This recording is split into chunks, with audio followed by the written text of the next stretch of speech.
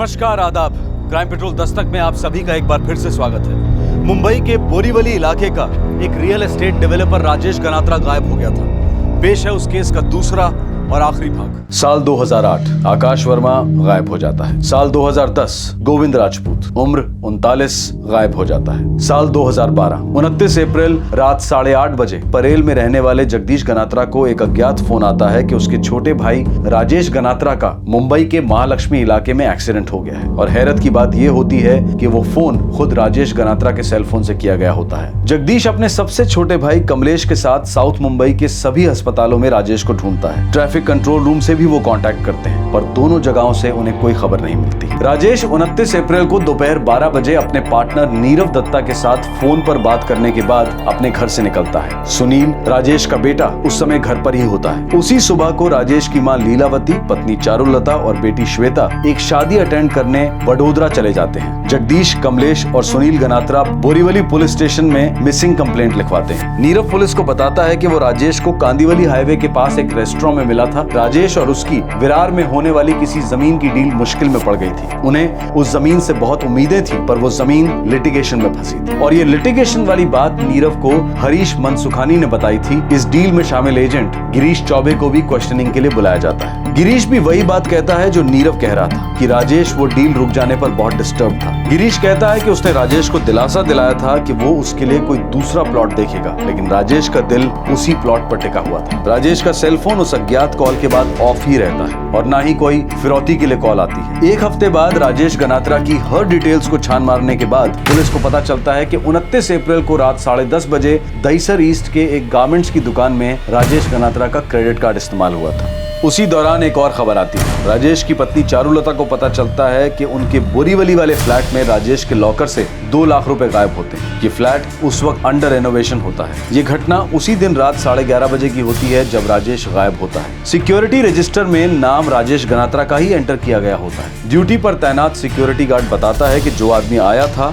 वो राजेश गनात्रा तो नहीं था, बल्कि अपने आप को रेनोवेशन का कॉन्ट्रैक्टर बताकर फ्लैट में दाखिल हुआ था। गारमेंट्स की दुकान पर भी पुलिस को ये पता चलता है कि जो आदमी राजेश के क्रेडिट कार्ड को इस्तेमाल करके कपड़े खरीद कर गया था वो दरअसल राजेश गनात्रा था ही नहीं। गारमेंट स्टोर का सेल्समैन बताता है कि 6 शर्ट्स खरीदने वाला आदमी बेहद जल्दी में था। सिक्योरिटी गार्ड के वर्णन के अनुसार उस आदमी का एक स्केच बनाया जाता है। गारमेंट सेल्समैन भी स्केच को आइडेंटिफाई करता है, पर इस सब के बावजूद केस आगे नहीं बढ़ता। कई सुरागों के बावजूद ये केस पुलिस के अनसॉल्व केसेस की फाइल में दफन होने की कगार पर होता है, जैसा कि कई मिसिंग केसेस में होता है। जैसे कि 2008 में आकाश वर्मा मिसिंग हो गया था और फिर 2010 में गोविंद राजपूत मिसिंग हो गया था। गुमशुदा राजेश के भाई जगदीश और कमलेश स्थानीय पुलिस कार्रवाई से खुश नहीं होने के कारण और इसी वजह से ये केस क्राइम ब्रांच के सुपरविजन में आ जाता है।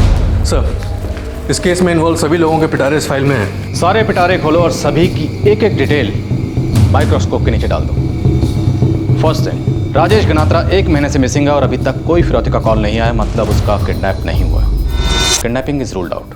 सेकंड पॉसिबिलिटी है वो खुद कहीं चला गया, लेकिन सवाल यह है वो खुद कहीं क्यों जाएगा, और ये बहुत बड़ा सवाल है। तीसरी पॉसिबिलिटी है कि कोई बहुत पुरानी दुश्मनी या बिल्कुल नई दुश्मनी जो अभी तक किसी की पकड़ में नहीं आई है। सर, शायद कोई प्रेशर में था, कोई ब्लैकमेल, कुछ भी हो सकता है, लेकिन जो भी है उसका कोई एक तगड़ा सुराग इस फाइल में है। कोई एक शख्स है जो झूठ बोल रहा है, जो कुछ छुपा रहा है, कुछ दबा रहा है। एक बार सही पिटारे का ढक्कन खुलेगा तो सच्चाई स्प्रिंग की तरह उछल के बाहर आएगी।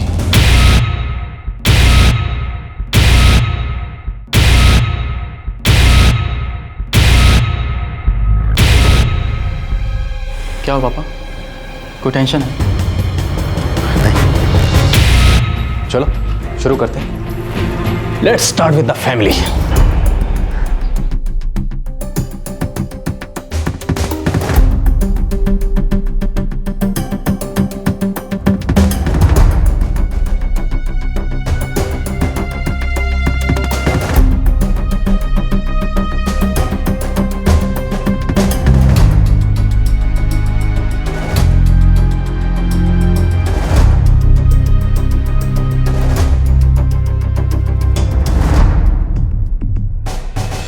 सर, सबके स्टेटमेंट्स लगभग वही हैं जो उन्होंने बोरीवली पुलिस स्टेशन में दिए थे। लेकिन इनमें से कोई है जो झूठ बोल रहा है, कोई है जो इसकी सच्चाई छुपा रहा है, या ये भी हो सकता है कि वो आदमी इनमें से कोई नहीं है बल्कि वो कोई और ही है। मतलब ये कुछ अलग ही केस है। सर हो सकता है इसका मालिक खुद राजेश गनात्रा हो, वो खुद गायब हुआ हो। लेकिन कोई अपने आप को गायब क्यों करेगा? राजेश गनात्रा का ज्वेलरी का और रियल एस्टेट का अच्छा खासा बिजनेस था, कभी कोई घाटा नहीं हुआ और फैमिली लाइफ भी ठीक ठाक लग रही है। मैं ये खुद गायब होने वाला एंगल रूल आउट करता हूँ। एक काम करते हैं, देखते हैं कि 29 अप्रैल 2012 को एग्जैक्टली क्या क्या हुआ। मन सुखानी का फोन आता है कि विरार वाली जमीन लिटिगेशन में है और सुबह 11 बजे राजेश की फैमिली यानी उसकी माँ, बेटी और उसकी बीवी वडोदरा के लिए रवाना हो जाती है। और उसके कुछ मिनटों बाद राजेश को नीरव दत्ता का फोन आता है और दोनों कांदीवली के स्पाइस कोर्ट में मिलने का प्लान बनाते हैं। 12 बजे नीरव राजेश से मिलता है और उसके बाद वहाँ से चला जाता है और उसी रेस्टोरेंट में ब्रोकर गिरीश चौबे राजेश से आगे मिलता है। और उसके बाद एक मिनट, राजेश के बेटे सुनील ने हमें बताया था राजेश गनात्रा जब घर से निकला था तो अपनी गाड़ी में निकला था। क्या बोरीवली पुलिस ने उस गाड़ी पे कोई फॉलोअप किया? No sir. ये इंपॉर्टेंट पॉइंट है। एक आदमी गायब होता है, सब उसके बारे में बात करते हैं, लेकिन जिस गाड़ी में वो गया था उसके बारे में कोई जिक्र नहीं कर रहा। मतलब राजेश गनात्रा की कार स्विफ्ट डिजायर अभी तक ट्रेस नहीं हुई है। सर मीटिंग के थोड़ी देर बाद गिरीश भी वहाँ से चला जाता है, ये समझ के कि राजेश अपने ऑफिस चला जाएगा। उसके बाद रात 8:30 बजे राजेश के भाई जगदीश को एक फोन आता है और उन्हें बताया जाता है कि उनके भाई राजेश का एक्सीडेंट हो गया है महालक्ष्मी में। और ये फोन खुद राजेश के सेल से किया जाता है। उसके बाद फोन कट जाता है या काट दिया जाता है। राजेश गनात्रा को उस दिन महालक्ष्मी में कुछ काम था? I mean, कोई मीटिंग या अपॉइंटमेंट? नो सर, अभी तक जो जानकारी मिली है उस हिसाब से राजेश का साउथ मुंबई में आना जाना बहुत कम हुआ करता था। पक्का? उसकी फैमिली ने तो यही बयान दिया पुलिस स्टेशन में। अब अगर इनमें से कोई झूठ बोल रहा है तो कह नहीं सकते।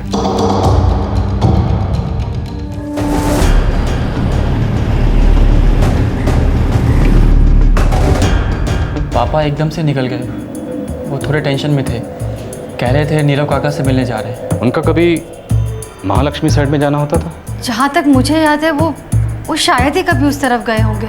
और हाँ, कभी कभी वो परेल ज़रूर जाते थे जगदीश भाई के घर। परेल और महालक्ष्मी में ज़्यादा डिस्टेंस नहीं है। समझो कॉलर झूठ बोल रहा, लेकिन फिर भी उसने महालक्ष्मी क्यों कहा? अंधेरी, कांदीवली, मलाड या गोरेगांव क्यों नहीं कहा? और सर बड़ी हैरानी की बात है, कॉलर ने राजेश के बेटे सुनील को फ़ोन नहीं किया, उसकी पत्नी चारुलता को फ़ोन नहीं किया। उसके पास राजेश का मोबाइल था, वो चाहता तो इन्हें भी कर सकता था, लेकिन उसने फ़ोन किया राजेश के बड़े भाई जगदीश को, जो परेल में रहता है। उसने जगदीश को इसलिए फ़ोन किया और ये कहा कि एक्सीडेंट महालक्ष्मी में हुआ है, क्योंकि जब तक राजेश का भाई जगदीश उसे महालक्ष्मी मतलब पूरे साउथ मुंबई में ढूंढता, तब तक उसे राजेश का क्रेडिट कार्ड और उसके रेनोवेशन वाले फ्लैट में जाके 2 लाख रुपए निकालने का वक्त मिलता। उसे इस सब के लिए वक्त चाहिए था। और सर फ्लैट में एंट्री भी चाबियों से ली गई है, कबर्ड और लॉकर दोनों चाबियों से खोले गए, जबकि चाबियां सिर्फ राजेश के पास रहा करती थी, या फिर डुप्लीकेट चाबियां उसकी पत्नी चारुलता के पास। गोरे, जिस अज्ञात कॉल से राजेश के भाई जगदीश को 8:30 बजे फोन किया गया था, उसकी लोकेशन ट्रेस हुई? No sir. क्यों नहीं? ये सबसे बेसिक चीज है। कल सुबह मुझे सबसे पहले उस कॉल की लोकेशन चाहिए। लग जाओ immediately. Sir.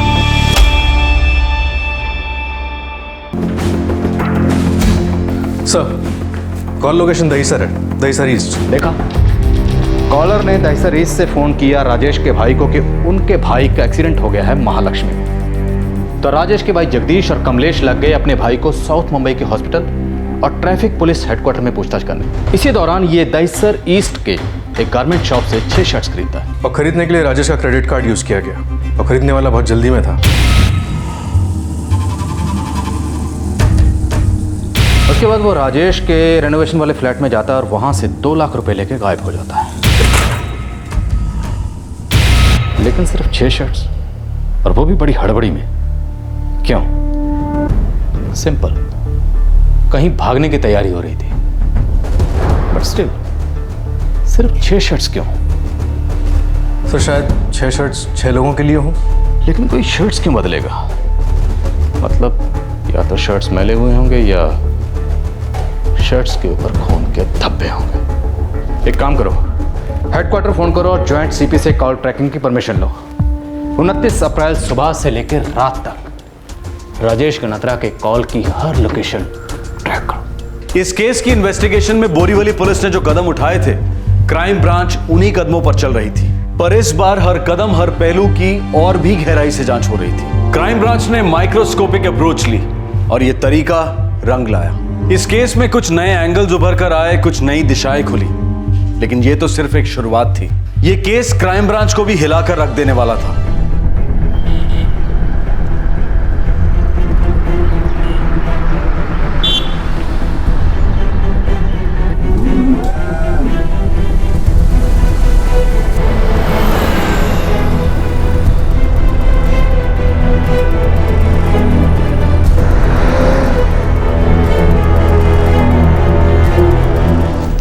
Sir, cellphone trekking records के मुताबिक राजेश 11:45 पर अपने घर से निकला था, जहां से वो स्पाइस कोर्ट रेस्टोरेंट जाता है कांदीवली हाईवे के पास, जहां उसे गिरीश और नीरव मिलते हैं। लोकेशन यहाँ पे 12 से 12:45 तक दिखा रहा है। फिर वो बोरीवली की तरफ ट्रैवल करता है और एक तबेले के पास आके रुकता है। कांदीवली हाईवे स्पाइस कोर्ट से बोरीवली तक। और उसके बाद सेलफोन बोरीवली से वेस्टर्न एक्सप्रेस हाईवे की तरफ ट्रैवल करता है।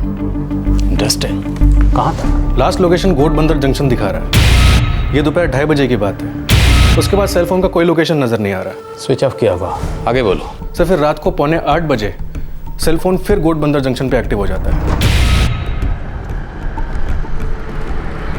5 घंटे 15 मिनट स्विच ऑफ रहने के बाद फिर एक्टिव होता है। सर, उसके बाद गोट बंदर जंक्शन से सेलफोन दहीसर ईस्ट चेकनागा तक ट्रैवल करता है, जहाँ ठीक 8:30 बजे लास्ट कॉल किया गया था, जो कि राजेश के भाई जगदीश को था, ये बताने के लिए कि राजेश का एक्सीडेंट हुआ है महालक्ष्मी में। तो 29 अप्रैल 2012 को राजेश या राजेश का सेल फोन काफी घूमे। हमें इस सफर के हर कदम को ट्रेस करना होगा, पॉइंट टू पॉइंट। तो शुरू करते हैं बोरीवली के तबेले से।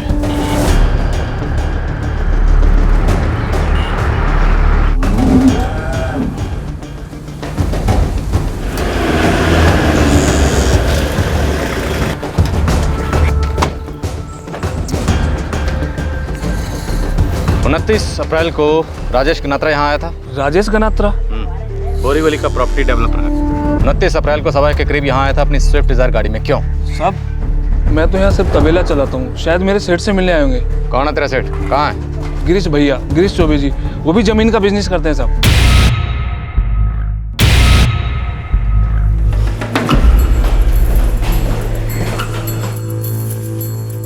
सर, राजेश भाई से मिला था मैं स्पाइस कोर्ट रेस्टोरेंट में।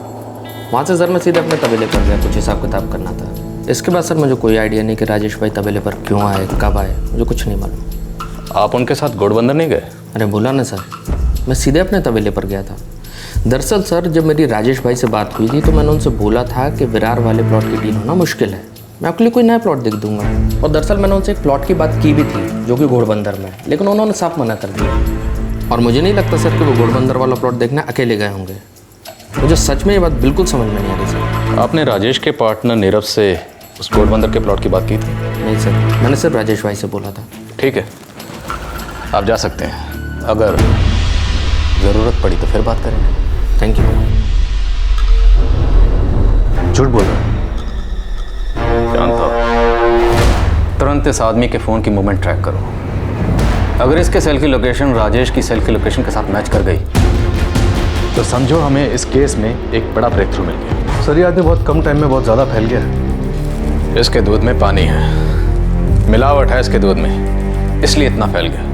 मुझे इस आदमी की पूरी हिस्ट्री चाहिए। जो करना है करो, खबरी लगाओ या खुद लगाओ, लेकिन इस आदमी की पूरी हिस्ट्री मुझे चाहिए।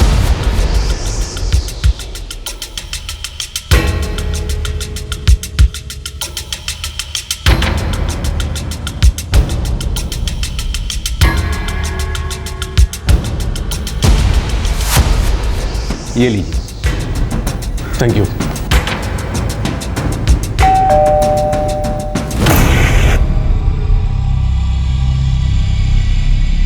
एक महीना हो गया, वो ऐसे कभी बिना बोले कहीं नहीं जाते।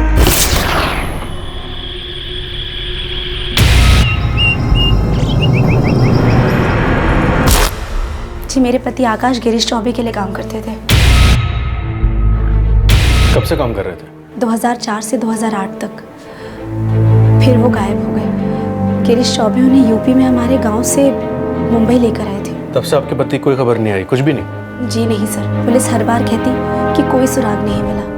2 साल तक पुलिस स्टेशन के चक्कर काटती रही। फिर अपने बच्चों को भी देखना था, इसके लिए काम काज शुरू कर दिया। सर, कुछ पता चला क्या? अभी तक तो नहीं, पर शायद जल्दी पता चल ही जाएगा।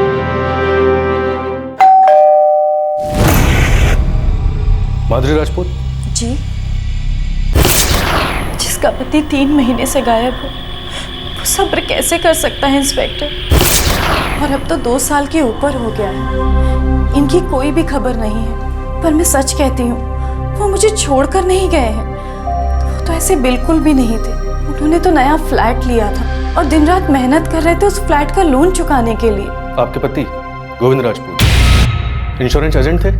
जी हाँ। ये गिरीश चौबे से क्या कनेक्शन था उनका? कनेक्शन तो कुछ भी नहीं था सर। गिरीश उनका दोस्त था और गिरीश ने ही तो हमारे फ्लैट की डील कराई थी। वो ब्रोकर है ना। लेकिन कोई बिजनेस डीलिंग? नहीं सर, ऐसा कुछ भी नहीं था। मगर आप गिरीश के बारे में ये सब क्यों पूछ रहे हैं? आप कुछ जानते हैं क्या? मेरे पति के बारे में कोई खबर है क्या आपके पास? मैं आपके आगे हाथ जोड़ती हूँ, आप कुछ तो बोलिए। बहुत जल्द बोलेंगे माधुरी जी, 2 साल रुकी हैं, थोड़ा और सब्र कीजिए।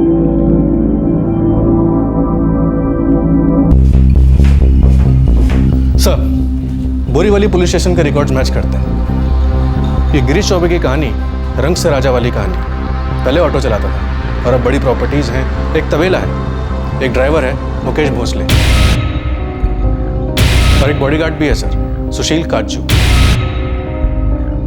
बॉडीगार्ड मतलब जान को खतरा, दुश्मनी है? सर ये बात अजीब है, लेकिन 2 लोग मिसिंग हैं और दोनों का इस गिरीश चौबे से कुछ न कुछ कनेक्शन था।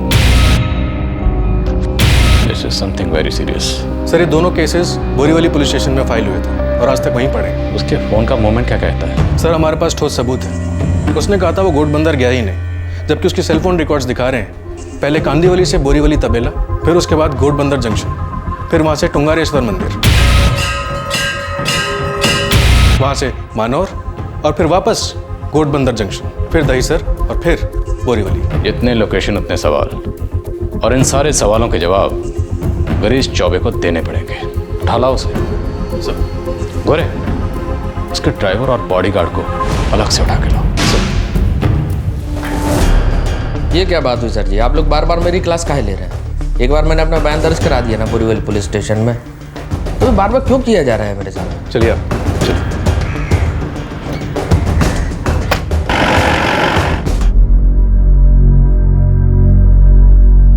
वो लोग कुछ बोल नहीं रहे हैं, लेकिन हो सकता है कि उस ब्रोकर गिरीश चौबे ने कुछ लफड़ा किया है।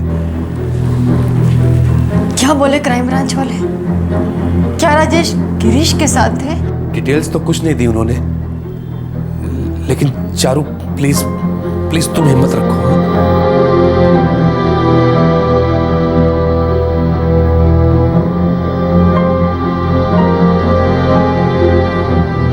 क्या हुआ? पुलिस ने गिरीश चौबे को हिरासत में ले लिया है। इसके आगे अभी तक कुछ पता नहीं चला।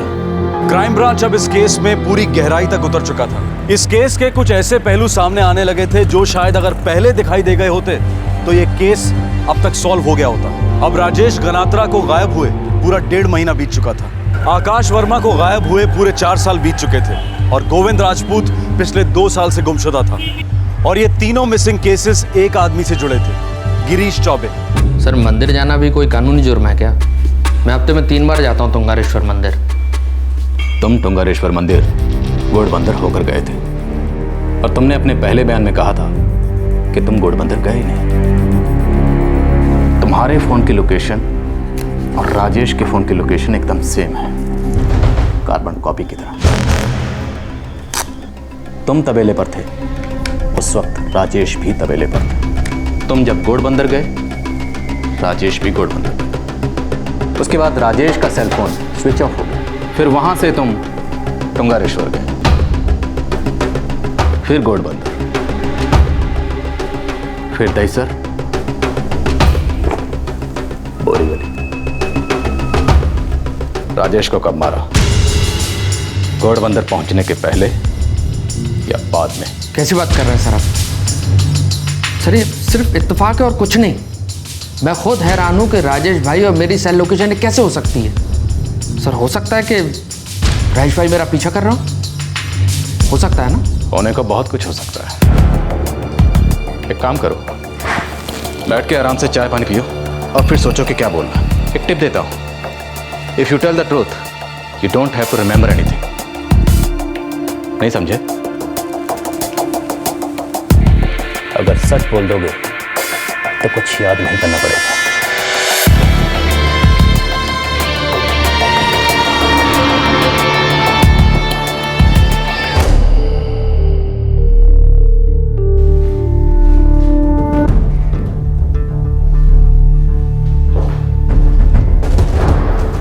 हमें मालूम है तो टट्टू है, तेरा सेठ जो बोलेगा तो वही करेगा, लेकिन हमें सबूत चाहिए और उसके लिए तुझे मुंह खोलना पड़ेगा। बताना होगा कि 29 अप्रैल को तू अपने सेठ के साथ कहां कहां गया, किस वक्त गया और वहां क्या क्या हुआ। साहब आप ये सब क्या कह रहे हो? मेरे को कुछ समझ में नहीं आ रहा है साहब। ये आप क्या बोल रहे हैं साहब? 29 अप्रैल को तुम्हारी सेल लोकेशन और गिरीश चौबे की सेल लोकेशन बिल्कुल मैच कर रही है। हाँ साहब, ड्राइवर उनका। बिल्कुल। अब ये बताओ कि तुम दोनों की सेल लोकेशन राजेश गनात्रा की सेल लोकेशन के साथ कैसे मैच कर रही है? लेकिन गिरीश चौबे ने तो सीधा सीधा तुम्हारा नाम लिया, बोला सुशील ने राजेश का मर्डर किया, जाओ उसे पकड़ो, जो करना है करो। क्या? तुम्हारा सेठ बहुत चालाक है, जाल काट के निकलना आता है उसको। जैसे पहले 2 केसेस में निकला, आकाश वर्मा और गोविंद राजपूत के, लेकिन इस बार फंस गया। और फंस गया है तो मालूम है क्या बोल रहा? क्या साहब?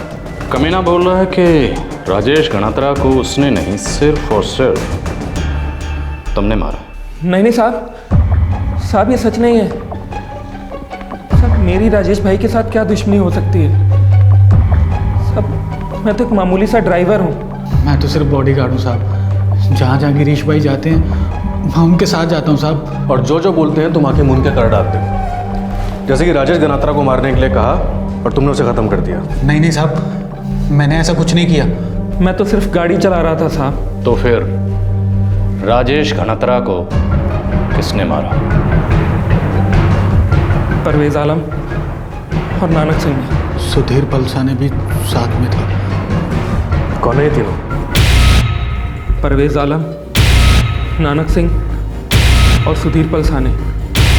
साहब ये सभी गिरीश भाई के लिए काम करते हैं प्रॉपर्टी में। देख तेरे पास ये आखिरी मौका है साबित करने का कि तुमने उन तीनों का साथ नहीं दिया, तो सिर्फ गाड़ी चला रहा। साहब यही सच है। मुझे पूरी सच्चाई चाहिए, हर एक डिटेल चाहिए। कब, क्यों, कहाँ, कैसे, सब कुछ फटाफट बोल डाल, वरना फांसी का फंदा गिरीश चौबे के गले में नहीं, तुम्हारे गले में पड़ेगा।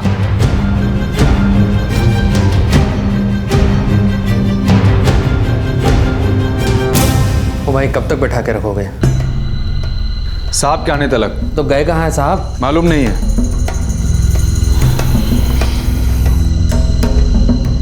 उस दिन दोपहर में हम लोग निकले,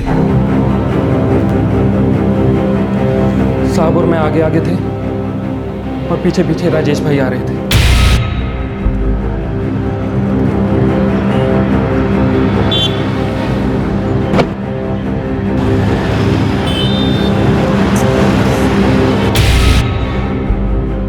हम लोग गिरीश भाई के तबेले पे पहुंचे।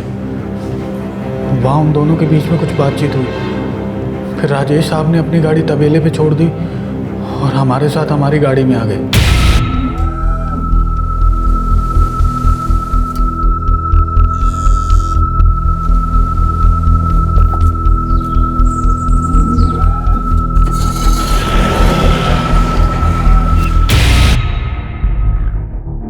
सुधीर, नानक और परवेज, ये तीनों तुम्हें घोड़बंदर में मिले थे? हाँ साहब, वहीं मिले थे।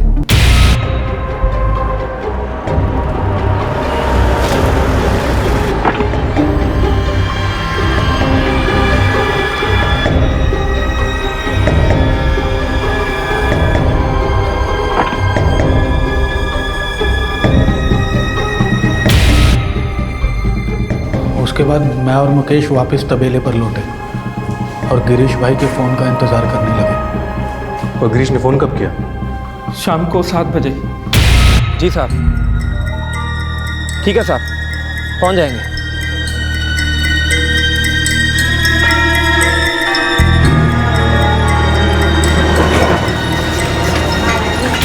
साहब ने बोला राजेश साहब की गाड़ी स्विफ्ट डिजायर दहीसर चेक नाके पे ले आओ।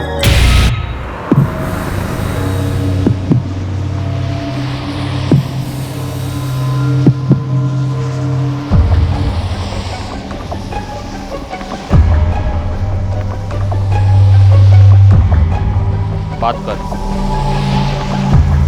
हेलो, हाँ राजेश बोल। जगदीश गनात्रा? कौन बोल रहा है? जी, आपके भाई राजेश गनात्रा का एक्सीडेंट हो गया है। क्या? कहाँ? महालक्ष्मी में। आप कौन बोल रहे हैं? जी, मैं सड़क से गुजर रहा था जब आपके भाई का एक्सीडेंट हुआ। उन्होंने मुझे फ़ोन दिया और कहा कि मेरे भाई जगदीश गनात्रा को इन्फॉर्म कर दो। राजेश कहाँ है? कैसा है वो? बैटरी बहुत लो है, मैं फ़ोन रखता हूँ।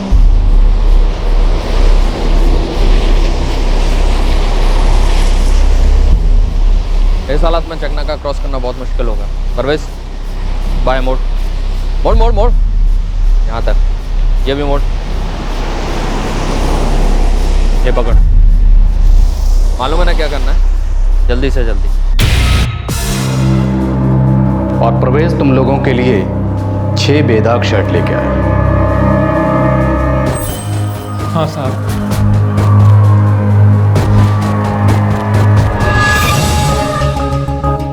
सर कब तक बैठा के रखोगे? मेरी 4 मीटिंग अटकी पड़ी, क्लाइंट लोग वेट कर रहे हैं। कहाँ वेट कर रहे हैं गिरीश चौबे? तंगारेश्वर मंदिर, गढ़बंदर रोड, या तुम्हारे तबेले पर? क्या मतलब सर, मैं कुछ समझा नहीं। तुम किराए का रिक्शा चलाने वाले से लेकर टॉप के प्रॉपर्टी एजेंट कैसे बने उस कहानी में हमें कोई इंटरेस्ट नहीं। तुम बड़े कैसे बने लफड़े से घपले से, वो सब कच्चा चिट्ठा नहीं खोलेंगे। लेकिन आज अगर तुमने यहाँ सच नहीं बोला तो तेरा पुर्जा पुर्जा खोल देंगे, क्योंकि तुम्हारे दोनों कुत्ते, तुम्हारा बॉडीगार्ड और तुम्हारा ड्राइवर भाग चुके हैं। अब तेरी बारी है। 29 अप्रैल को तुम राजेश गनात्रा के साथ स्पाइस कोर्ट रेस्टोरेंट से निकले।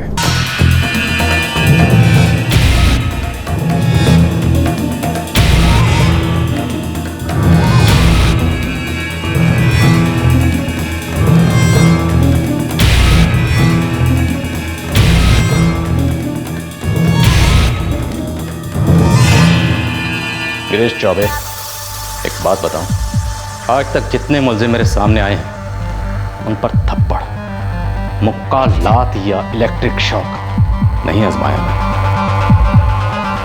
ज्यादातर इससे पहले ही सच्चाई उगल देते। चल तू भी शुरू हो जा। बोल, राजेश गनात्रा को कैसे मारा और क्यों मारा? सर वो फिरार वाली डील कैंसिल हो गई थी और मैंने एडवांस में पैसे ले रखे थे 5 लाख रुपए राजेश भाई से। डील कैंसिल हो गई तो वो अपने पैसे वापस मांग रहे थे। कोई भी मांगेगा, अपने पैसे दिए हैं तो कोई भी मांगेगा। तू भी मांगेगा, मैं भी मांगूंगा। तो इसका मतलब तुम उसके पैसे वापस नहीं देना चाहते थे।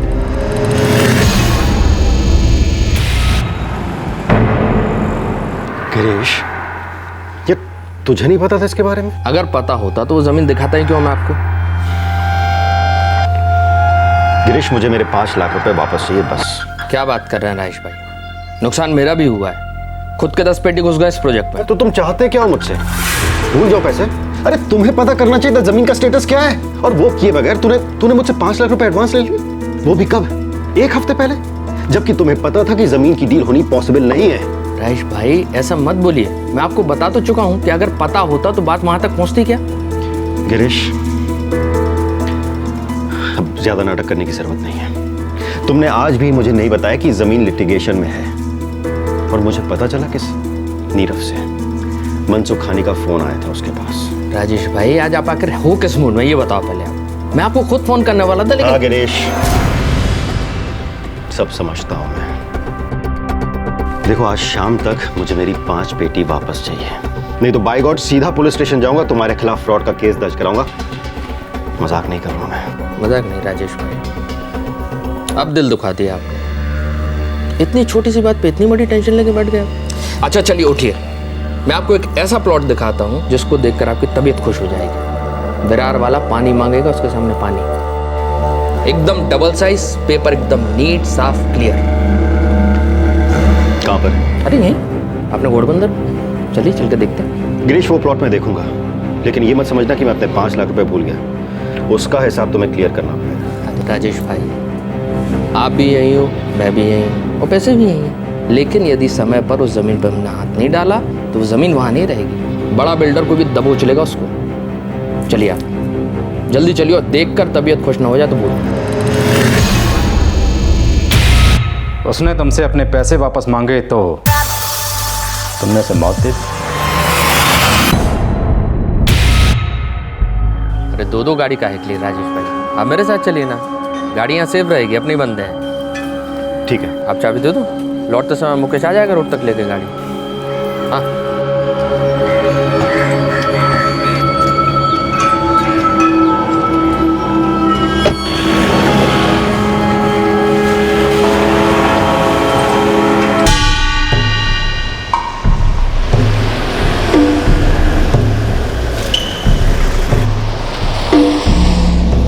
सलाम गिरीश भाई। नमस्कार भाई। अच्छा, आप राजेश भाई हैं? सलाम। अच्छा, सुधीर, परवेज और नानक, राजेश भाई को घोड़बंदर वाला प्लॉट दिखा। गिरीश भाई, आपका फोन आया ना, तभी चप्पन को सब समझ में आ गया था क्या काम है और क्या करना है। देखा? कितना टाइम लगेगा? वो मेरे फ़ोन की बैटरी जा रही है तो। राजेश भाई, ज़्यादा वक्त नहीं लगेगा, बस 5-7 मिनट, इसके पीछे ही है, इससे ज़्यादा समय नहीं लगेगा। चलो बैठो आप, चलो चलो चलो।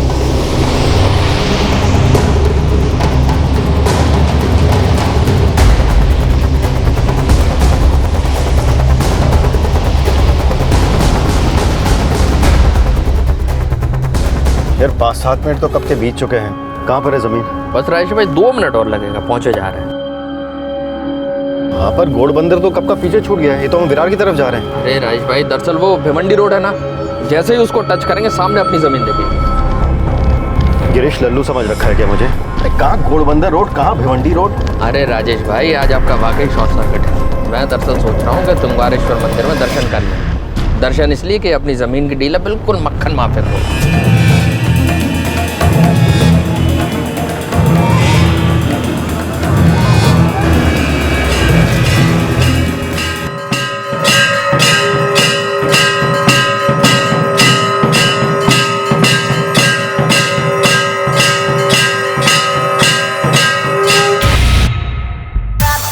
तो ये पूरा ड्रामा हुआ राजेश गनात्रा को जान से मारने के लिए।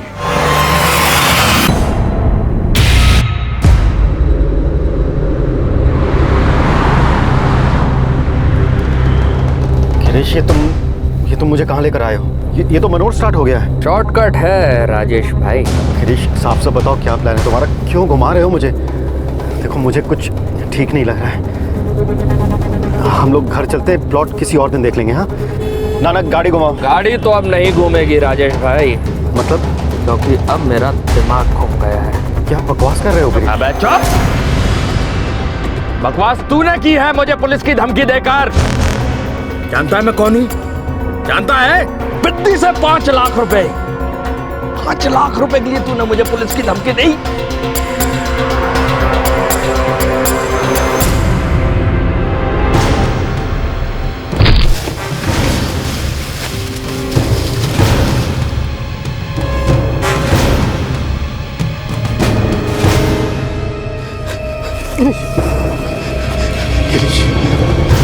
गिरीश, ये ठीक नहीं है। ठीक नहीं है राजेश भाई, जानता हूं मैं, लेकिन ये काम मैं इतने परफेक्ट तरीके से करता हूं कि मेरे बाएं हाथ को नहीं मालूम पड़ता कि दाहिने ने क्या किया। दुनिया की तो छोड़ दो, लोग ऐसे गायब हो जाते हैं जैसे हवा हो गए हो। ये तो क्या कह रहे हो गिरीश? एक आकाश वर्मा था, ठीक तुम्हारी तरह न दोनों ने मुझ पर हावी होने की कोशिश की। मुझ पर, गिरीश चौबे पर। आज सालों से दोनों पुलिस की मिसिंग फाइलों में गुम है। आज एक और मिसिंग फाइल बनेगी राजेश गनात्रा की। परवेज, मार लगा फाइल पर। तो 6 शर्ट खरीदने वाला और राजेश के लॉकर से 2 लाख रुपए निकालने वाला शख्स परवेज था। जी सर।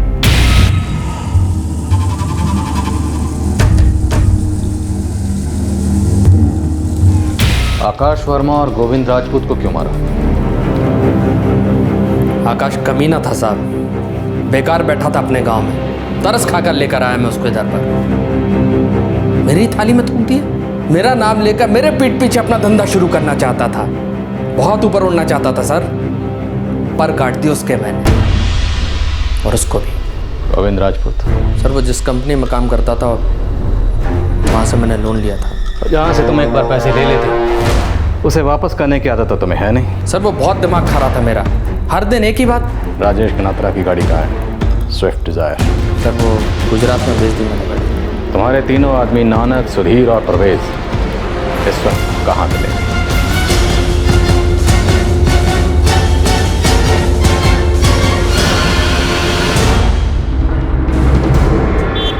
गुड शो नायक, तुमने इस केस में बाकी के 2 मिसिंग केस भी सॉल्व कर दिए। एक्चुअली सर 2008 में मनोहर पुलिस को आकाश वर्मा की लाश मिली थी, उन्होंने उसके पिक्चर्स भी लिए थे, लेकिन जब कोई सामने नहीं आया तो उन्होंने लावारिस समझकर उसका अंतिम संस्कार कर दिया। सर आकाश की पत्नी गीता वर्मा ने फोटो से ही अपने पति की लाश की पहचान की।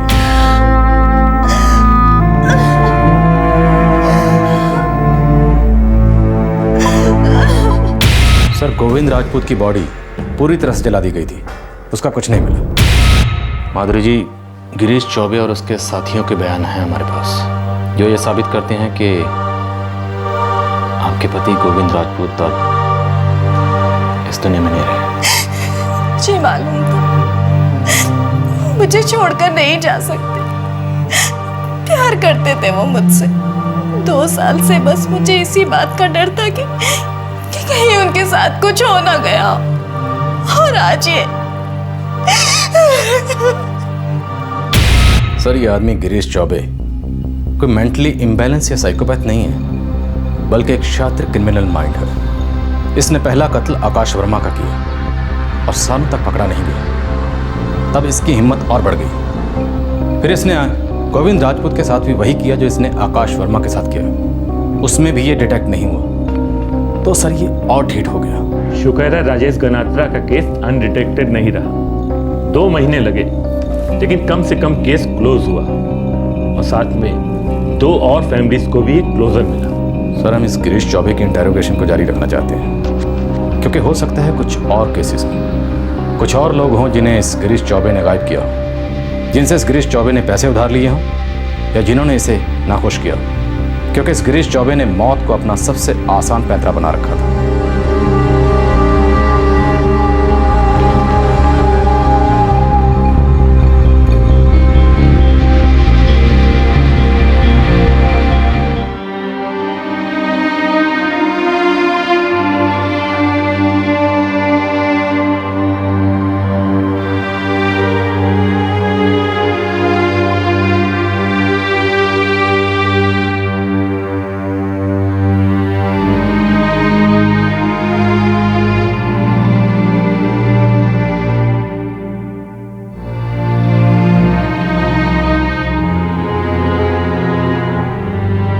नमस्कार, आदाब।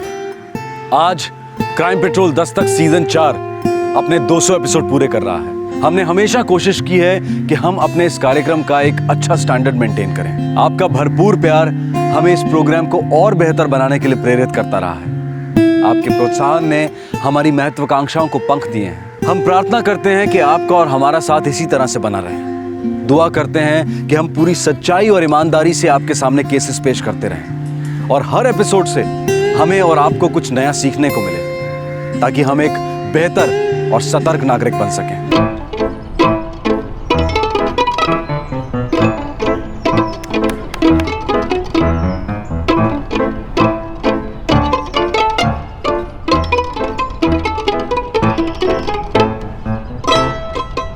खेल एक स्वस्थ और खुशहाल बचपन की अहम खुराक होती है, और वही खेल युवा जिंदगी में कंपटीशन की रणभूमि बन जाता है। खेल जीतने के लिए खेले जाते हैं, गौरव और पुरस्कार के लिए खेले जाते हैं। पर जब खेल जगत में ऊंची बोलियां गूंजती हैं, तब पैसा बोलता है और पैसा खेलता है।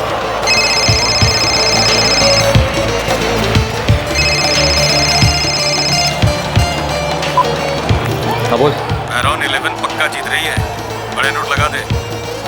तेरी इन्फॉर्मेशन सही है ना? 101% रही। सेकेंड हाफ में 3 गोल करेगी। चाहिए तो बोल देता हूँ कौन कौन स्कोर करेगा। जास्त विचार करो, टाइम ना घाल, पैसे घाल। चल ठीक है।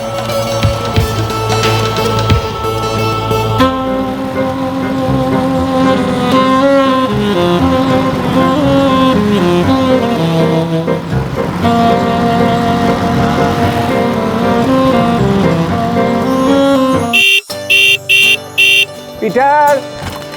हाय grandpa. Come on fast. Philip मामा, ग्रैंडपा आ गए, मैं जा रहा हूँ, ठीक है? अरे पीटर, ग्रैंडपा को चाय तो पी के जाने को बोलो। ज्यादा खुश मत हो, गाड़ी तू नहीं ग्रैंडपा चलाएंगे। ये चुप बैठ, मुझे कोई लाइसेंस नहीं चाहिए। चलिए ग्रैंडपा। आजा बेटा, आजा अरे जल्दी से। पापा अंदर तो आइए, चाय पी के जाओ ना। नो थैंक यू नितालिया, चाय फिर कभी। अभी मुझे लवर्स खरीद करके घर लौटना है। एलिजा अकेली है ना? ग्रैंडपा, पीटर को मत चलाने दीजिएगा। डोंट टेक टेंशन बाबा, इसकी उम्र में तुमको किसने सिखाया था स्कूटर चलाना? Mister Philip Rogerio. अपना काम करना, मेरे पीछे पड़ा रहता है।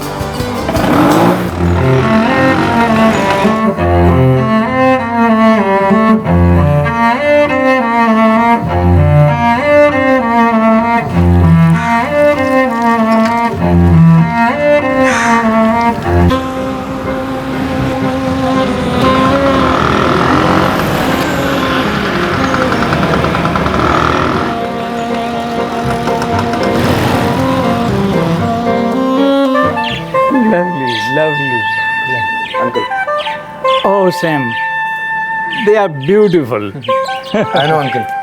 मैं इनसे बहुत प्यार करता हूँ, लेकिन अब संभाल नहीं सकता। Actually mom dad full day काम पे रहते हैं और ग्रैनी की डेथ के बाद इम्पॉसिबल हो गया है। मैं इनको बहुत प्यार भी करूँगा और इनकी पूरी देखभाल भी करूँगा।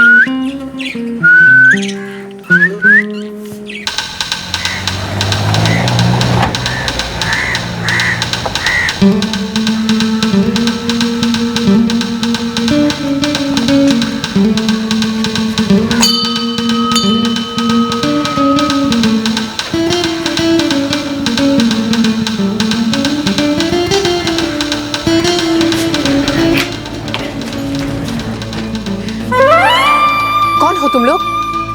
क्या चाहिए?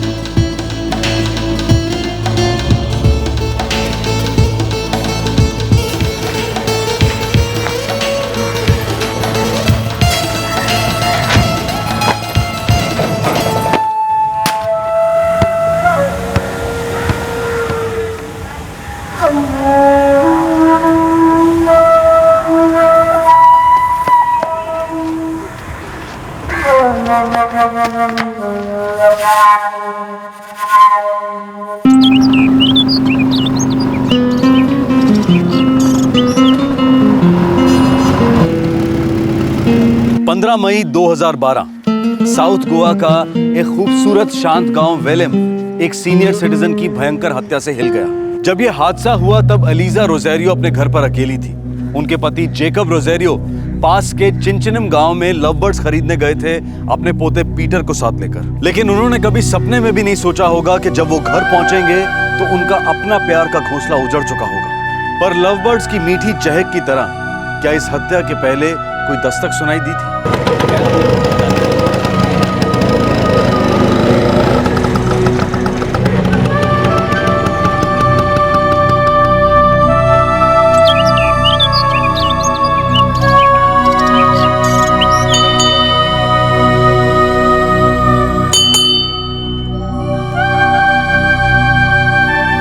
ये एलिजा का सोने का टाइम था। ग्रैंडमा शायद पीछे होंगी।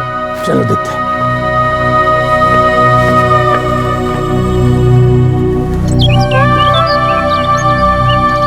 Elijah,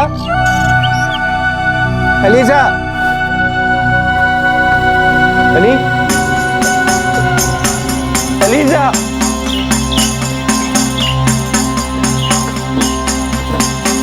Elijah.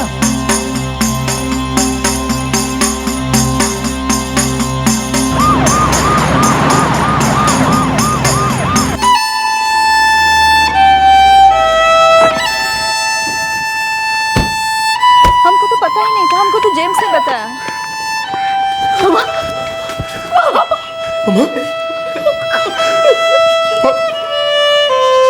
क्या कर रहा है?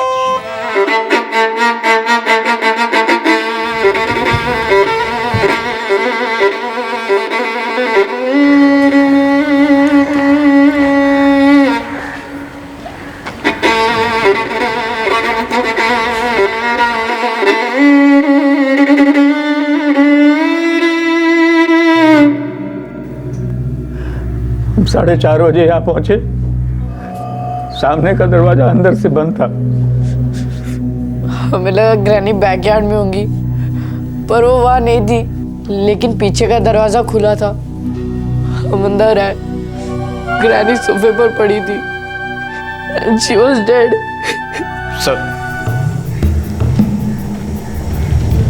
सर चोरी का कोई निशान नहीं है। घर में किसी भी चीज़ को टच नहीं किया गया है। ये तो कह रहे थे सामने का दरवाजा बंद। सर अंदर एक कबर्ड है, उसमें और बाकी घर में काफ़ी सारी कीमती चीज़ें हैं। पैसे वाले लोग हैं। शायद ऐसी कोई चीज चोरी हुई हो जो हमें दिखाई नहीं दे रहा है। ये लोग सिर्फ एक बूढ़ी औरत को मारने आएंगे ना।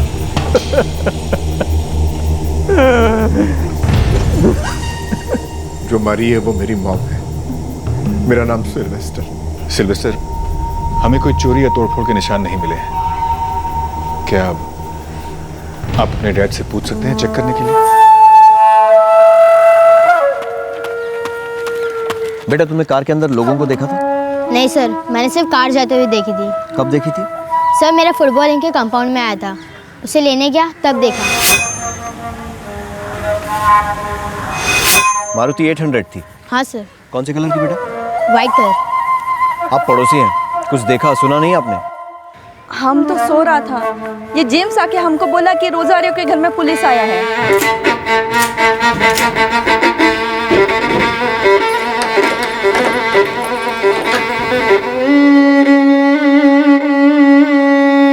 लॉकर? सब कुछ चला गया। Everything is gone. इस लॉकर में क्या था मिस्टर रोजारियो? 3 लाख कैश और 6-6.5 लाख का ज्वेलरी। लॉकर की चाबी हमेशा उस की रैक में ही रखते थे? हाँ, हमारे घर में सब चीज अपनी जगह पर ही होती है।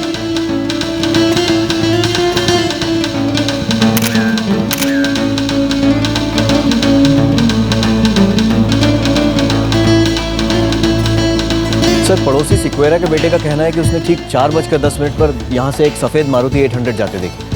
और ठीक 20 मिनट बाद यानी 4:30 बजे रोजारियो अपने पोते पीटर के साथ घर वापस आते हैं और आकर देखते हैं कि मिसेस रोजारियो की लाश पड़ी है। और हमें अभी भी पता चला है कि लॉकर से चीज़ें निकाल ली गई, लेकिन लॉकर को तोड़ा नहीं गया। घर में किसी और चीज़ को हाथ नहीं लगाया गया। बाकायदा की रैक से चाबी निकाल कर लॉकर खोल कर उसके अंदर की चीज़ें निकाल ली गई। सिर्फ मर्डर का केस नहीं लगता सर। रोजारियो अपने पोते पीटर के साथ चिंचिन गया था ना सर, लव बर्ड्स खरीदने। I think it's a properly planned attack.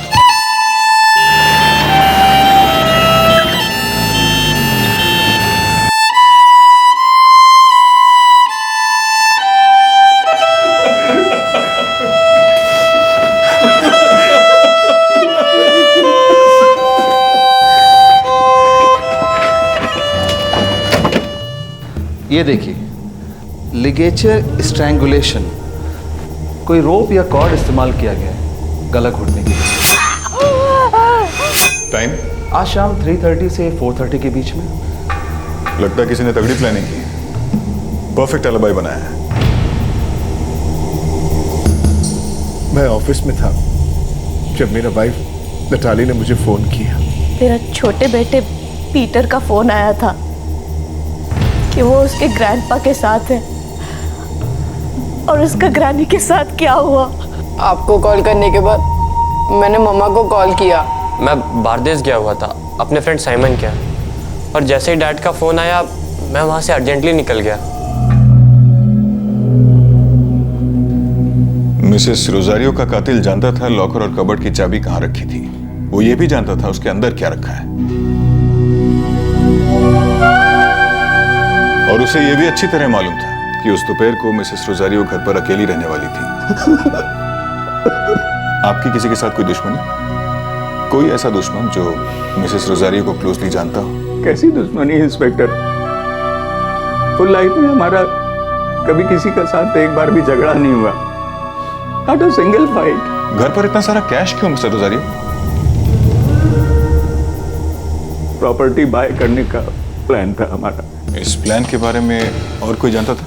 सिर्फ मैं, सिल्वेस्टा, सितारिया और एलिजा, हम लोगों के बीच में ही बातचीत हुआ था।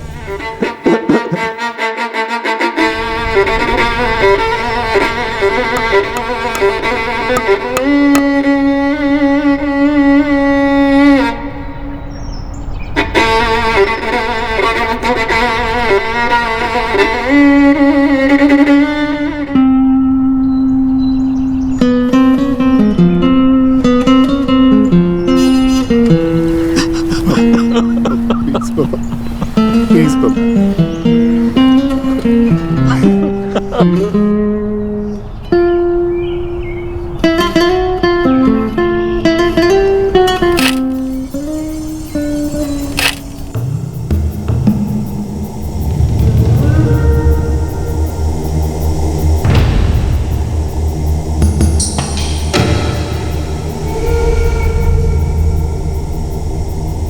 इंस्पेक्टर, पूरे घर में कोई फिंगरप्रिंट्स नहीं मिले, कहीं पे भी नहीं। ये देखिए, टायर के निशान। पड़ोसी का लड़का जेम्स इक्वेरा शायद ठीक कह रहा था, छोटे टायर हैं, मतलब मारुति 800।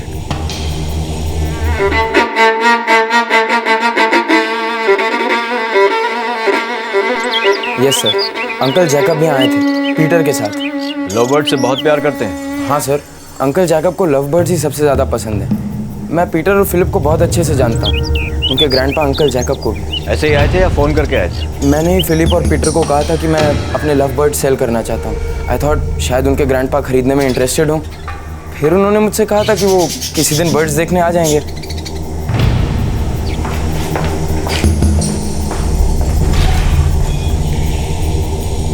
सर, आरटीओ में चेक किया है, इस वक्त हमारे गोवा में 76 मारुति 800 रजिस्टर्ड है। एक बात तो क्लियर है डॉक्टर, जो भी ये कार चलाकर आया था वो रोजारियो परिवार से अच्छी तरह वाकिफ था। उसे मालूम था कितने बजे उनके घर जाना है, क्या करना है, कहाँ ढूंढना है। वो ये भी जानता था लॉकर और कबर्ड की चाबियां कहाँ रखी हैं और उसके अंदर क्या है।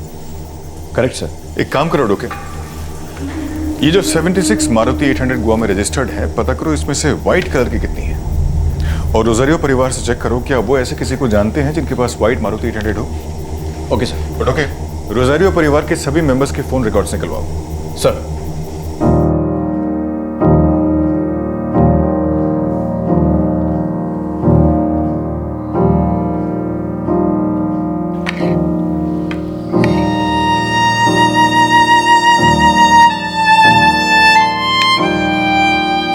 डैड, अब कुछ दिनों के लिए हमारे साथ रहने के लिए आ जाइए। यहाँ अकेले बहुत टफ होगा। नहीं, मैं कहीं नहीं जाऊंगा। मुझे लगता है तेरी माम अभी भी यहीं रहती है। मैं अपनी एलिजा को अकेला छोड़ के कहीं नहीं जाऊंगा। मैं उस आफ्टरनून इन्हें लेने क्यों गया था? Why? Oh God, why? आप अपने आप को ब्लेम मत करिए, वरना आप और डिप्रेस हो जाएंगे। Please grandpa.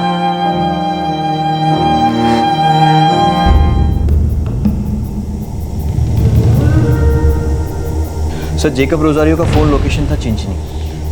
पीटर का भी वही था, सेम, जहां वो दोनों लव बर्ड्स खरीदने गए। Oh Sam, they are beautiful. Sylvester अपने ऑफिस में था मडगांव में, एक प्राइवेट फर्म में अकाउंट्स मैनेजर। नैटली अपने घर पर थी, रावन फोन मडगांव में, और बड़ा बेटा फिलिप बारदेज में था अपने दोस्त साइमन गोंजाल्वेस के घर पर। हे, हाय साइमन। अरे हाय फिलिप, क्या बोलता है यार? बस, कौन जीत रहा है? बैठ, देखते देखते। शायद इसमें किसी की पर्सनल इन्वॉल्वमेंट नहीं है, क्योंकि इनमें से कोई भी उस दिन वेलिम गांव के आसपास नहीं था जहां रोजारियोस रहते हैं। सर, सारे के सारे 76 मारुति 800 कार ओनर्स को भी स्कैन किया।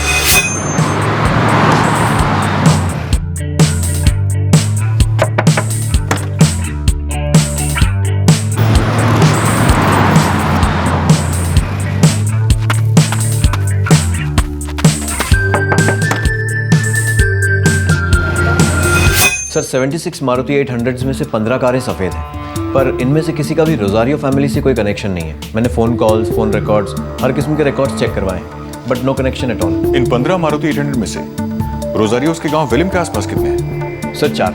चारों को बुलाओ। 15 में 2012। जी हाँ, 15 में 2012।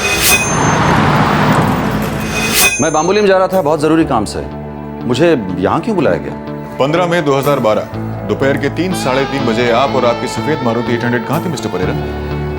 3:30 बजे मुझे लगता है मैं उस वक्त पणजी जा रहा था।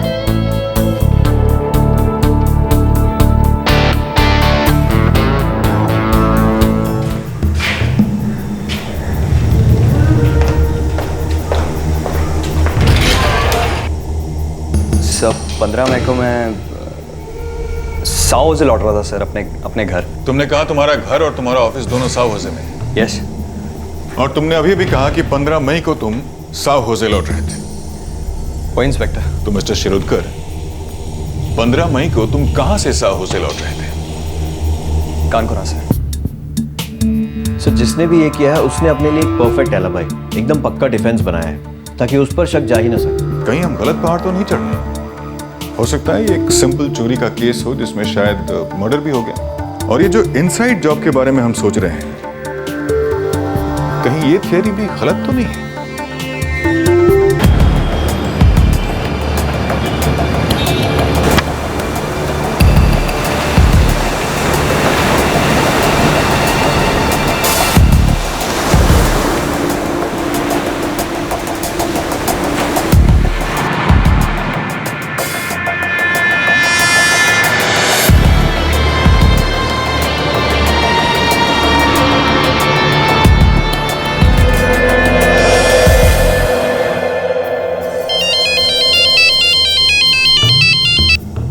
हाँ जॉर्ज बोल। सर अपने गोवा में कोई भी मूवमेंट नहीं है किसी भी हिस्ट्री शीटर की, और मार्केट में ना कोई गर्म कैश आया है और ना कोई गर्म ज्वेलरी। रोजारियो फैमिली की क्या हिस्ट्री? क्लीन हिस्ट्री है सर। सर कोई लफड़ा नहीं किसी के साथ, कुछ भी नहीं है सर। डिसेंट फैमिली एकदम। लड़का है सिल्वेस्टर, ऑनली सन है सर, एकदम से डिसेंट आदमी है सर। रोजारियो फैमिली की बहू नताली, कोई सास बहू का ड्रामा नहीं है सर। और साथ में दोनों बच्चे हैं, फिलिप और पीटर। सब पढ़ाई में एकदम टफ और फुटबॉल में उनकी जान अटकी रहती है।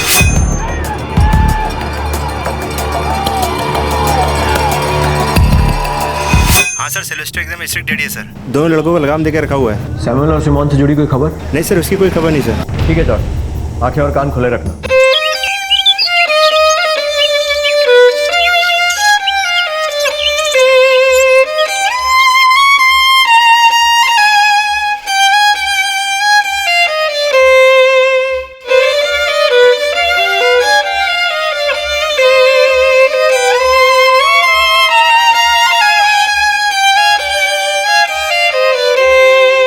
अजीब बात है, एक भी क्लू, एक भी सुराग हमारे हाथ नहीं लगा। इतनी परफेक्ट प्लानिंग कैसे हो सकती है? किसकी हो सकती है? 3 लाख कैश और 6 लाख की ज्वेलरी चुराई गई, लेकिन घर में किसी और चीज को हाथ नहीं लगाया गया।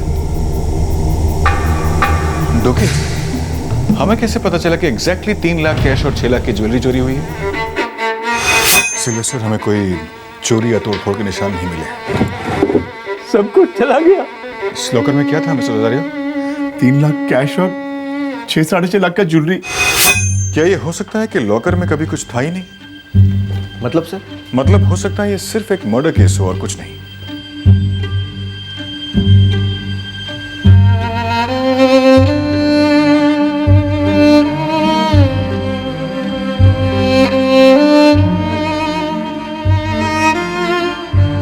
सर इतना सारा कैश, इतनी सारी ज्वेलरी और चोरी के मार्केट में कोई गर्मी नहीं, पहली बार देख रहा हूं। कोई बड़ी चालाकी से हमें गोल गोल सर्कल्स में घुमा रहा है।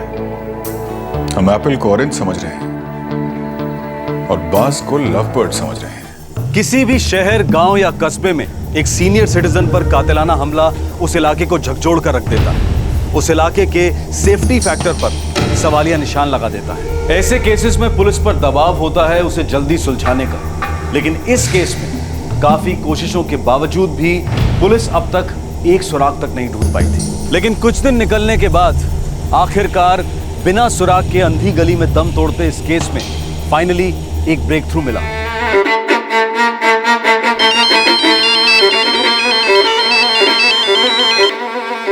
हाँ जॉर्ज बोल। सर पंजे में कोई ज्वेलरी का सेल हुआ है सर, एकदम गर्म ज्वेलरी है सर। दुकान का नाम बोल।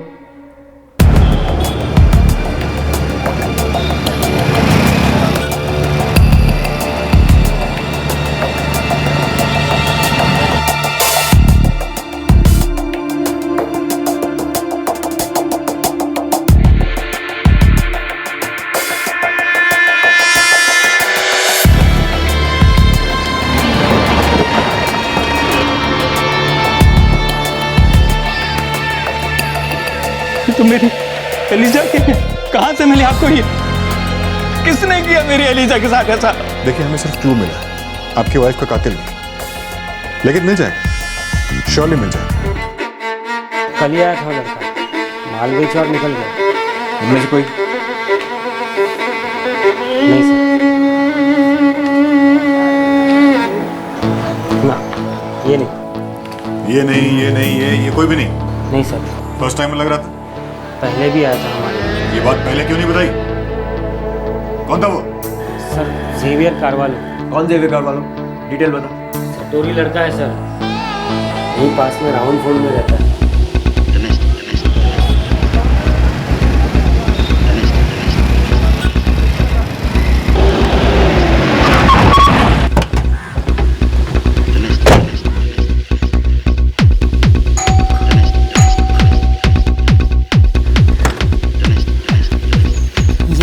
जेवियर करवालो कौन है? He is my son. आपका बेटा घर पर है? नो, वो बाहर गया है।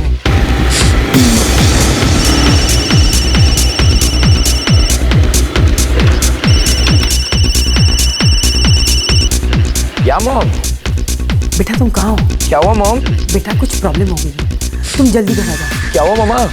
कुछ तो बोलो। आई सेड सेवियर, तुम अभी घर आ जाओ।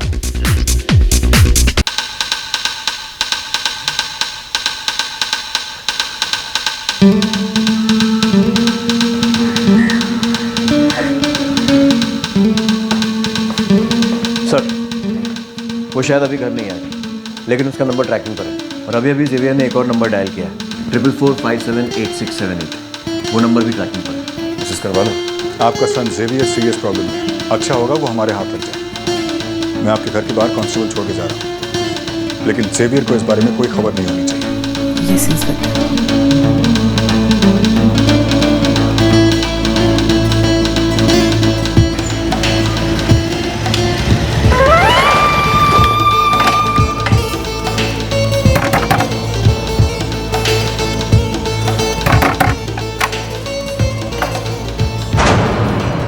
लफड़ा हो गया यार।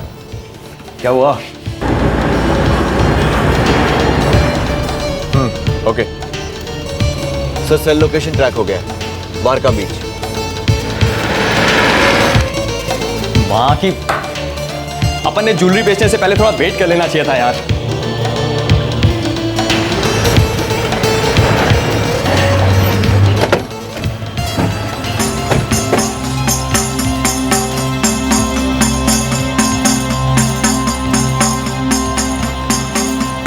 मम्मा की आवाज से मैंने पकड़ लिया था कि मेरे घर आए हुए हैं, मैं और कहीं नहीं जा सकता था, इसलिए तुम्हारे पास आया राजेश।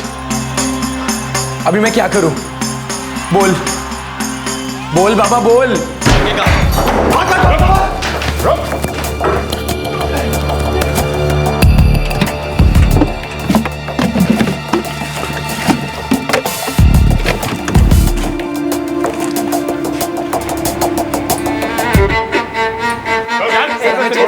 सर छोटा मोटा धंधा करते सर, एक सेकंड यार, हमने कुछ नहीं किया सर।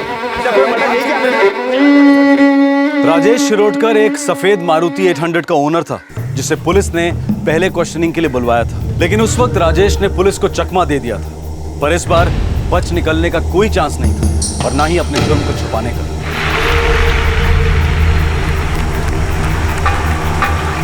सर इतने सारे मोबाइल फोन्स, लैपटॉप, टीवी पर फुटबॉल मैच भी चालू है, बेटिंग एजेंट लगता है। रुके, अब हमें यह पता लगाना होगा इन्होंने पूरे गोवा में रोजारियो फैमिली को ही क्यों टारगेट किया,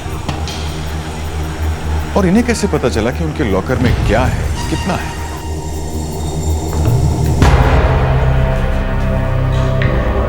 तू बेटिंग एजेंट है? हाँ सर। और ये जेवियर तेरा पार्टनर? सर मैंने सिर्फ अपनी मारुति पी थी सर। 15 मई को मेरा मर्डर से कोई लेना देना नहीं है सर। तो मिसेस रोजारियो को तूने मारा? मैं तो वहां था भी नहीं, मैंने बस ज्वेलरी बेची सर। तूने नहीं मारा? तूने नहीं मारा तो फिर किसने मारा? मिसेस रोजारियो का गला घोंटकर उनका मर्डर किसने किया?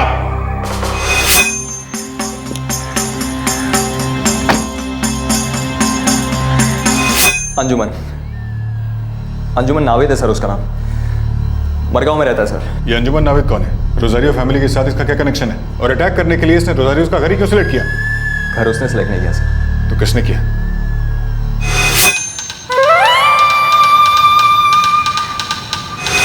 फिलिप रोजारियो, एलिजाबेथ रोजारियो का अपना पोता? Yes sir.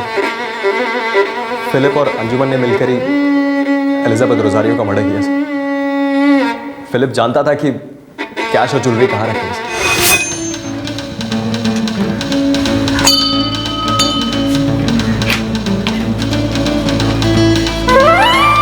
कौन हो तुम लोग?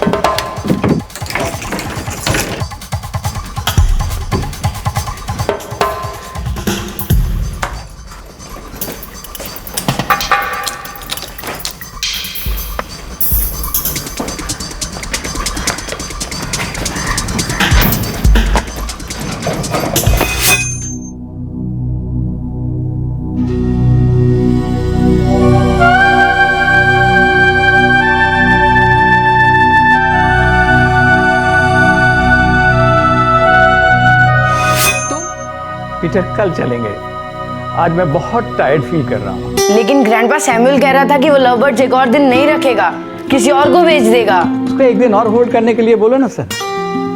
कल हम 100% लव बर्ड्स खरीद लेंगे। ग्रैंडपा मैं उससे पूछ चुका हूँ and he said no.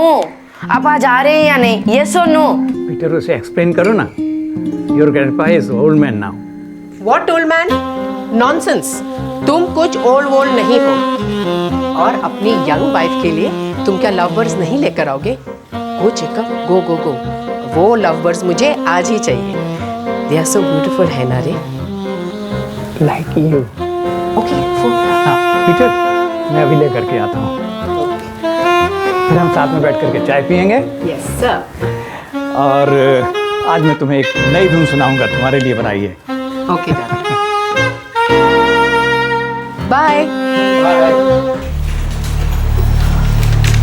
Philip, grandpa आ रहे हैं। Good job. मैं तुम दोनों के यहाँ से निकलने के बाद ही यहाँ से निकलूंगा, ठीक है?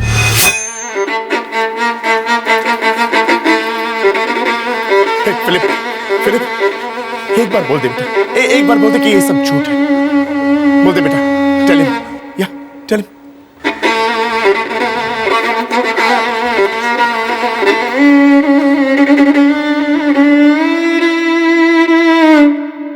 ये सब करने का ख्याल कैसे आया? सर, घर पर आराम कर रहा था, अब जिंदगी भर जेल में आराम करेगा। चलो तो। इस उम्र में इतना शार्प क्रिमिनल माइंड, ये बहुत डरावनी बात है। तुम लोगों ने ऐसा किया क्यों? अपनी ग्रैनी को मार डाला क्यों?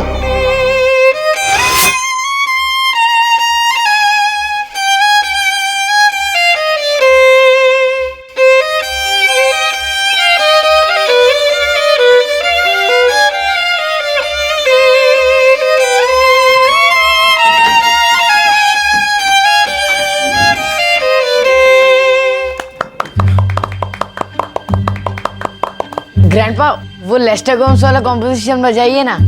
ओ, मैंने तो वो 10,000 टाइम्स सुना है। तुम लोग कैरी ऑन करो, अब तो मेरा सिएस्टा का टाइम हो गया। जेकब, मुझे 1 घंटे के बाद जगाना।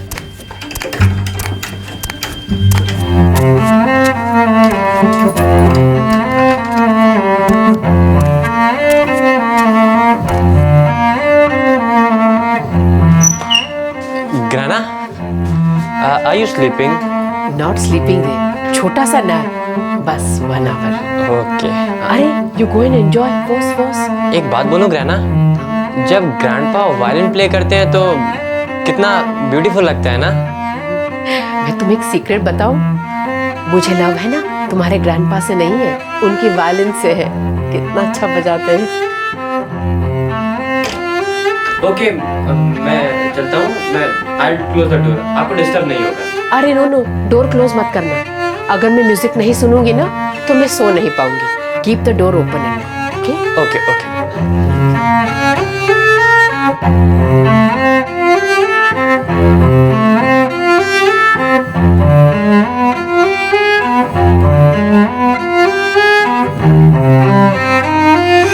हमने 2, 3 इनफैक्ट 4 टाइम्स ट्राई किया पर कभी सक्सेस नहीं हुए। फिर हमने प्लान बी यूज़ किया। Plan B? लव बर्ड्स वाला प्लान।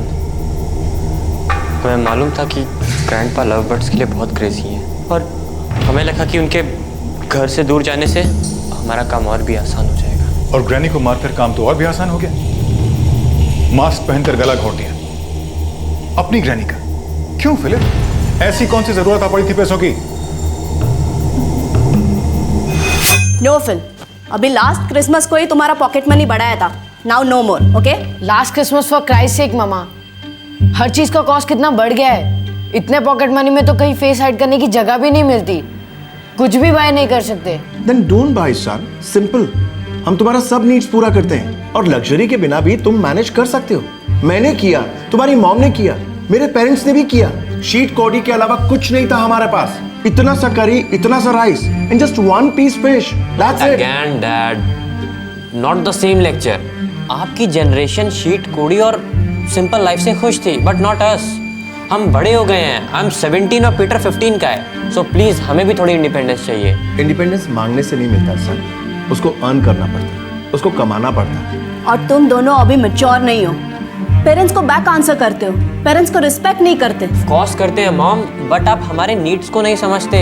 फिलिप, तुम नीड्स और वांट्स को कंफ्यूज कर रहे हो। तुम्हारे पास में क्या नहीं है? You've got home, you've got studies, you've got cycle, everything you have. This is the time जब तुम अपने दिमाग को अपने सेल्फ डेवलपमेंट पे, अपना पढ़ाई पे और अपने हेल्थ पे लगाओ। And what about fun dad? हम इस एज में एंजॉय नहीं करेंगे तो कब करेंगे?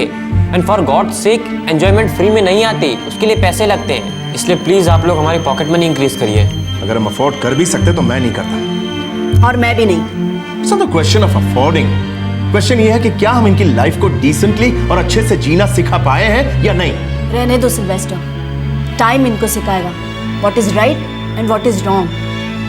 श्योर, पर मुझे डर है कि कहीं लेट ना हो जाए, कहीं इनकी बोट ना निकल जाए। सर, हम मॉम डैड से काफ़ी फ्रस्ट्रेट हो गए थे। बहुत पैसा था उनके पास, लॉट्स ऑफ मनी, पर हमारे लिए कुछ नहीं था। और उनसे इस बात पे आर्ग्यू करना या डिस्कस करना टोटली वेस्ट ऑफ टाइम। फिर हमने सोचा कि ग्रैनी और ग्रैंडपा के पास भी काफ़ी पैसा है, लेकिन वो भी एक नंबर के कंजूस। हमें एंजॉय करने के लिए कुछ नहीं देते थे, कभी नहीं। क्रिसमस गिफ्ट्स भी इतने चीप।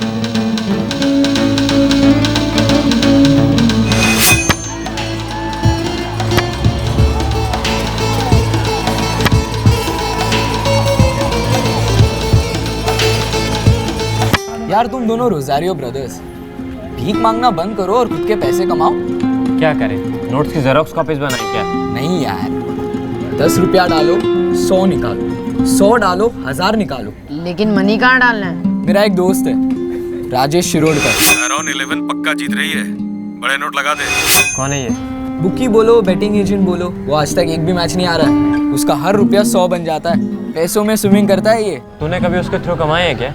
अबे मैं उसके साथ ही काम करता हूँ बूंदिया। अपने क्लब्स के जितने भी फुटबॉल गेम्स होते हैं ना, वो सब मैं ही बैट करता हूँ, और कुछ तो वो फिक्स भी करता है। या मैंने भी सुना है कि मैचेस फिक्स्ड होते हैं। नया नहीं है ये, हमेशा से होते आ रहा है। स्पोर्ट्स भी तो बिजनेस है ना बॉस। 2000 ना? क्या पॉकेट मनी लगा रहे हो अपनी? एक काम करो, घर जाओ और घर जाके जैसे गुड्डा गुड़िया खेलते हैं ना, वैसे बैटिंग वैटिंग खेलो वहाँ पे। ब्रो डोंट लाफ यार, हम स्टार्टिंग 2000 से कर रहे हैं, आगे और भी लगाएंगे। डार्लिंग 2000 से कुछ नहीं होता, समझा? स्टार्टिंग बेट 10,000 bucks और वो भी बोंदिया लोगों के लिए। बोंदिया समझता है? हाँ? कच्चा नींबू, स्मॉल फ्राई। बट हमारे पास इतना मनी नहीं है। अबे है ना, झूठ मत बोल बे। तुम्हारी ग्रैनी और ग्रैंडपा पैसों की खेती है उनके पास, और वो सब तो तुम्हारा ही होने वाला है ना। लेकिन कब? जब तुम दोनों बूढ़े हो जाओगे तब तब तक तो तुम दोनों के पैसे भी सड़ जाएंगे और तुम दोनों की लाइफ भी। Hey Anjuman, what do you want to say? थोड़ा क्लियर बोलना हमको। सुन, अभी के लिए अपने ग्रैनी और ग्रैंडपा का पैसा लगा दो। 10 का 100 बनाओगे, 100 का 1000, 1000 का lakh, may be crores, who knows. जितना ज़्यादा रिस्क उतना ज़्यादा पैसा। फिलिप, क्या सोच रहा है? तेरे को पता है पीटर, मैंने ना डैड को देखा था, ग्रैंडपा के लॉकर में काफ़ी सारा कैश रख रहे थे। पता नहीं किसी स्टूपिड से प्रॉपर्टी को बाई करने का प्लान कर रहे थे। ग्रैंडमा की बहुत सारी ज्वेलरी भी तो है कबर्ड में।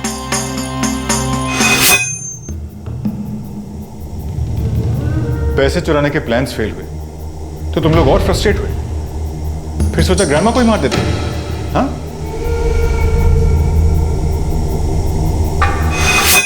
इतना सारा पैसा तुम लोगों के हक का तुम लोगों से दूर रखा जा रहा है यार। That's very wrong. तुम दोनों डिसाइड किया है ना कि अब जो भी हो जाए पैसा बनाने का है? Yes, totally yes. तो अब सब मुझ पे छोड़ दो, समझे? बट कैसे? प्लानिंग गाइस, सारा गेम प्लानिंग का है, समझे? Oh Sam, they are beautiful.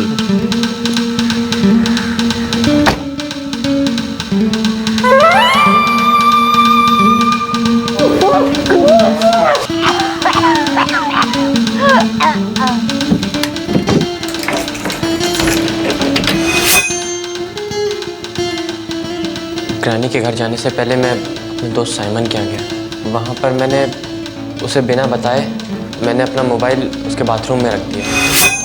Hi Simon. Hi Philip, क्या बोल रहे हैं? बस कौन जीत रहा है यार?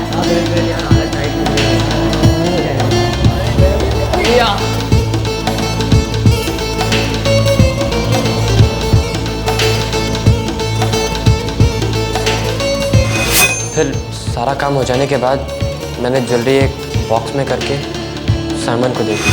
हे हाय साइमन। अरे हाय फिलिप। यार ये मेरा एक इम्पोर्टेंट आइटम है, इसे कुछ दिनों के लिए अपने पास रख ले, फिर मैं बाद में ले जाता हूँ। कोई बात नहीं यार, टेंशन मत ले। चल बाय। उसे बिना ये बताए कि उसके अंदर क्या है, और फिर मैंने चुपके से उसके बाथरूम से अपना मोबाइल ले लिया।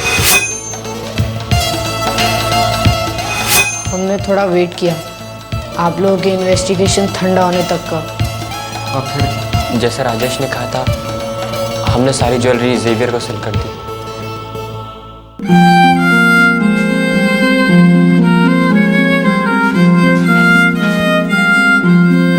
वो सिर्फ मेरी मामा और तुम्हारी ग्रैनी नहीं थी, तुम्हारे ग्रैंडपा की लाइफ थी डैमिट। उनके वायलिन का म्यूजिक थी वो, और तुम दोनों ने मेरे डैड का हौसला ही उछाड़ दिया। God will forgive you. मैं तुम दोनों को forgive नहीं करेगा। Never.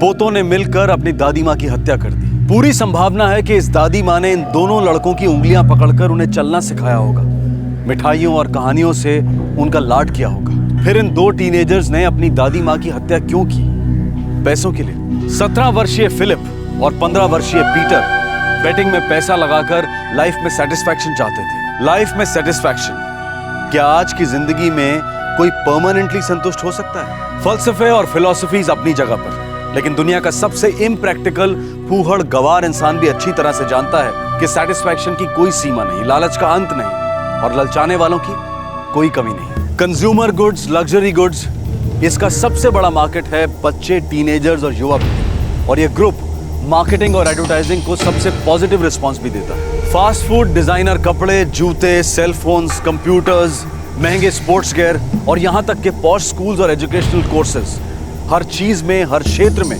बेचने वाले प्रलोभन का इस्तेमाल करते हैं। फ्रेंच फ्राइज आपके मुंह में पानी लाते हैं, लेकिन उसके साथ बर्गर और सॉफ्ट ड्रिंक खरीदना जरूरी है। आपके बच्चे को अगला शेक्सपियर, आइंस्टाइन और तेंदुलकर बनाने का वादा किया जाता है, लेकिन उस कोर्स की फी लाखों में। बेचने वालों द्वारा अपनी मार्केटिंग में एक सोचा समझा साइकोलॉजिकल आक्रमण किया जाता है, जिसमें हमें और हमारे बच्चों को यह महसूस कराया जाता है कि भाई अगर आपके पास ये फलाना प्रोडक्ट नहीं है तो आप खुश नहीं रह सकते, आप जीवन में पीछे रह जाएंगे, आप जिंदगी में फेल हैं। क्या इस दलदल से ऊपर उठना असंभव है? क्या हम अपने बच्चों को जरूरतों और आदतों के बीच का फर्क नहीं समझा सकते? कंज्यूमर गुड्स की इंडस्ट्रीज बच्चों के द्वारा आदतों के ज्वालामुखी को भड़काती है। पेरेंट्स और ग्रैंड पेरेंट्स इस लालच के लावा को शांत करने में एक बहुत बड़ी कीमत चुकाते हैं, कभी पैसों से तो कभी अपनी जान से। आज के इस केस में पेरेंट्स ने अपने दोनों बच्चों को फिजूल खर्ची के खिलाफ डिसिप्लिन करने की कोशिश की, लेकिन बच्चों ने अपनी दादी माँ के लॉकर से पैसा चुराने की कोशिश की ताकि वो बैटिंग से और पैसा बना सके और अपने ऐशो आराम की हर चीज खरीद सके। जब वो दोनों लड़के चोरी नहीं कर पाए तो उन्होंने अपने दादा का ध्यान कहीं और आकर्षित कर अपनी दादी के कत्ल का प्लान बनाया और उसे अंजाम भी दिया। इतनी कम उम्र में इन दोनों लड़कों ने इतनी ऊंचे लेवल की शातिरता का प्रमाण दिया, पर साथ ही असहनशीलता की एक नई मिसाल भी कायम की। इन दोनों भाइयों को फुटबॉल मैचेस के दौरान की गई बैटिंग के आकर्षण ने अपने लपेटे में ले लिया था। फुटबॉल हो या कोई भी खेल हो, हम कहते हैं कि खेल सिर्फ कला प्रदर्शन और अच्छी सेहत के लिए होना चाहिए, खिलाड़ियों और दर्शकों के आनंद के लिए होना चाहिए। पर शायद हमारी सोच को ओल्ड फैशन माना जाएगा, बेवकूफी माना जाएगा, क्योंकि आज की तारीख में स्पोर्ट्स का मैदान खिलाड़ियों के पसीने से नहीं बल्कि स्पॉन्सरशिप के पैसों से सींचा गया है। लेकिन गैर कानूनी बेटिंग ने ईमानदारी, गरिमा और स्पोर्ट्समैनशिप को क्लीन बोल्ड कर दिया। पता ही नहीं चलता कि असली गेम कौन खेल रहा है, खिलाड़ी कौन है और मोहरा कौन है। फुटबॉल बुकी राजेश शिरोडकर ने पीटर और फिलिप को बड़ी चालाकी से बहला फुसलाकर बैटिंग के मैदान में उतारा। दोनों लड़कों ने एक खेल खेला, जीत किसी की नहीं हुई, बस हार हुई इंसानियत की और नैतिक मूल्यों की। बच्चे जिद करेंगे, इमोशनली ब्लैकमेल करेंगे, लेकिन उनकी हर मांग को कबूल करना एक दस्तक है कि मांग पूरी ना होने पर बच्चे जल बिन मछली की तरह तड़प सकते हैं और जुर्म की जहरीली सांस ले सकते हैं। हम पूरे समाज को एक रंग में नहीं रंगना चाहते, पर हम ये जरूरी समझते हैं कि पालक होने के नाते हम अपने बच्चों को अलग अलग रंगों से परिचित करवाएं, उन्हें आगाह करवाएं। इन रंगों के ब्रश को अपने हाथ में थामे रखना आसान नहीं है। संस्कार और समझदारी मार्केटिंग की विशाल आर्मी के सामने अक्सर घुटने टेक देते हैं, लेकिन हमें लड़ते रहना है। महंगी क्लासेस द्वारा अपने बच्चों को गारंटीड शेक्सपियर, आइंस्टाइन या तेंदुलकर बनवाने के जाल में फंसने से ज्यादा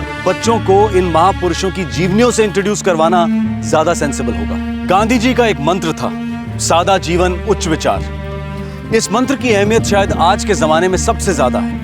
आपसे फिर मुलाकात होगी क्राइम पेट्रोल दस्तक में एक और नए केस के साथ। इस तरह के और भी एपिसोड देखने के लिए हमारे चैनल को सब्सक्राइब करें और बेल आइकन दबाना ना भूलें।